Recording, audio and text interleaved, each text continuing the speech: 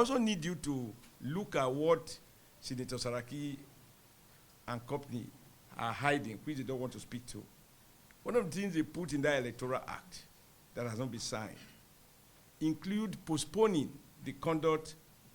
of primaries and the conduct of the elections closer to the handing over date. Now, what is the reason for that? Why do you want to push the election date closer to the handing over period? Under the present law, it allows for a sufficient gap such that should you have major crisis, for example, in the presidential election, you have time to organize a rerun and even another rerun, because there's a huge time lag between when election is conducted and when the swearing takes place. When you push it very close, almost to the last minute, if anything goes wrong, then you run into serious constitutional problem. But I suspect that the reason the Senate President and those who are behind that element in the law put it there was because they knew they had planned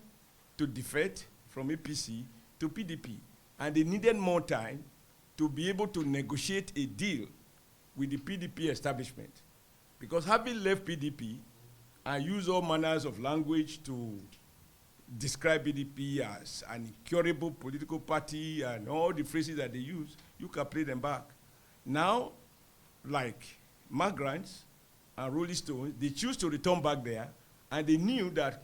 there are people there who will ask obvious questions, and they will have to renegotiate conditions for being readmitted, particularly, as you now know,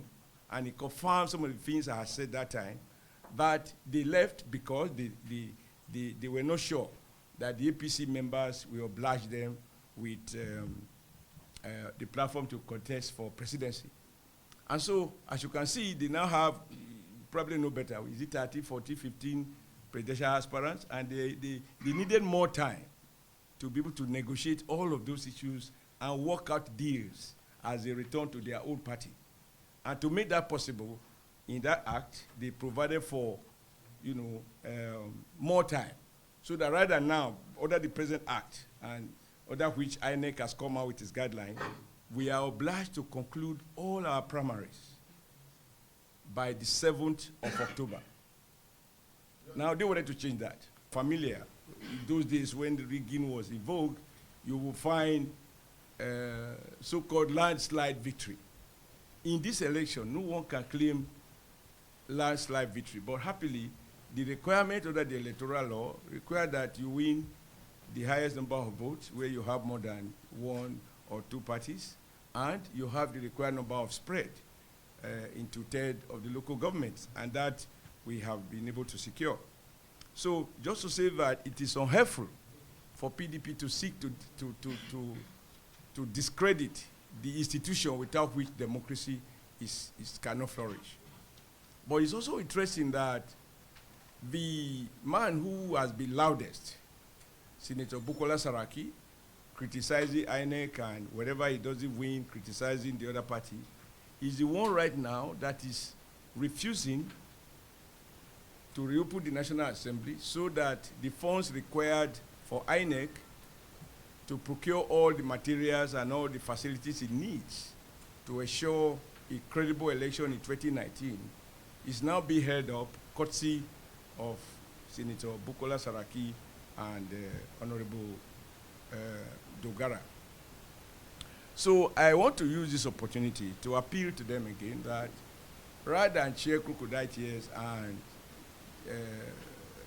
wallow in the self-illusion that it is their birthright to win, even when they couldn't secure alliance with Omisore, they should go and reopen the National Assembly, look through the budget proposal for INEC and the one for capital project, which is good for the Nigeria people, and address the environment that the president has requested for, so that we spend less money on recurrent and spend more money on capital project, because it is at that point that the ordinary man can feel the impact of government, particularly as we are approaching the dry season.